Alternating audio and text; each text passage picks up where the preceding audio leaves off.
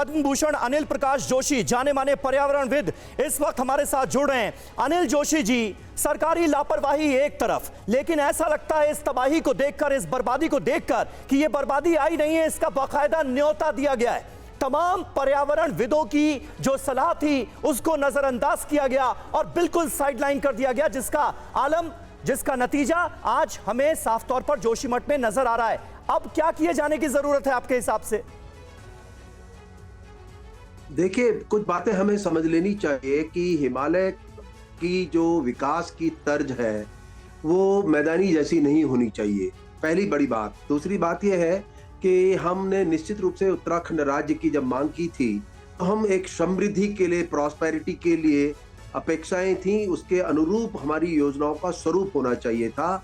वो एक दूसरा बड़ा विषय था। तीसरी बड़ी बात यह है कि ये जो घटना घटी है, सत्य ये है कि जोशीमठ को में ये आपदा आई। क्या आप मुद्रा लोन के लिए दर्जनों बैंक जाकर थक चुके हैं? आसानी से 10 लाख मुद्रा लोन कैसे प्राप्त करें सीखना है तो फ्रीडम ऐप को अभी डाउनलोड करें। कि वहां पे बसावट है इसलिए ये सब कुछ दिखाई दिया है, लेकिन ऐसा है कि 2-3 बड़े कारणों में साफ सी बात है, इसे मल्टीपल फेल्योर भी कहते हैं। जहां एक तरफ हमेशा नियम है प्रकृति का, नदी हमेशा टोक को काटती है, उसने लगातार काटा, अगर बाढ़ ज्यादा है तो ज्यादा कटेगा, भार ज्यादा है तो ज्यादा कटेगा, एक बड़ी बात। दूसरी बात है कि उस गति को बढ़ाने के लिए पूरे सिस्टम को, जो हिलॉक है, जो मलबा कहलाता है, हिमालयी मलबा, जिसमें कि बसावटें हुई हैं, इसमें भी अन्य जो गतिविधियां हुई, केंद्रीय योजनाओं को लेकर ले लें, स्टेट को लेकर ले लें, तमाम तरह की छोटी बड़ी योजनाओं ने भी उसमें कहीं ना कहीं बिल्कुल अनिल जी बिल्कुल, जो तमाम प्रोजेक्ट्स वहां पर चलाए गए और जिस तरह से धड़ल्ले से वहां पर काम किया जा रहा है, इसका असर है, लोग भी इसकी शिकायत कर रहे हैं। इस बीच अभिजीत ठाकुर का हम रुख करते हैं, हमारे साथ लाइव जुड़े हुए हैं। अभिजीत, हमने देखा कि मुख्यमंत्री धामी गए, लोगों के बीच, प्रभावितों के बीच उन्होंने अपनी पीड़ा, अपनी वेदना बताई है। क्या इस विजिट के बाद और आज भी सीएम धामी का विजिट जारी है? आज का कार्यक्रम क्या है और क्या इस विजिट के बाद कोई फर्क पड़ता हुआ नजर आ रहा है ग्राउंड पर?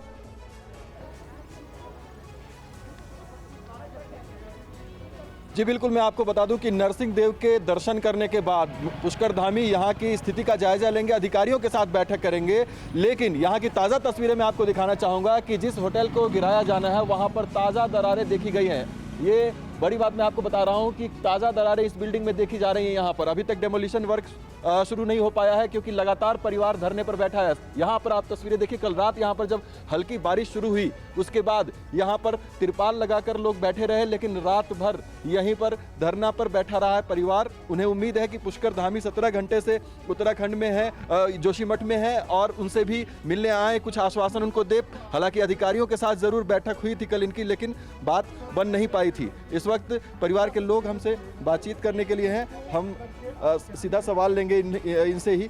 कल यहाँ पर मुख्यमंत्री मौजूद हैं, आपको लोग को लगता है कि आप लोग इतने देर से धरने पर बैठे उनसे मिलने आएंगे आपसे?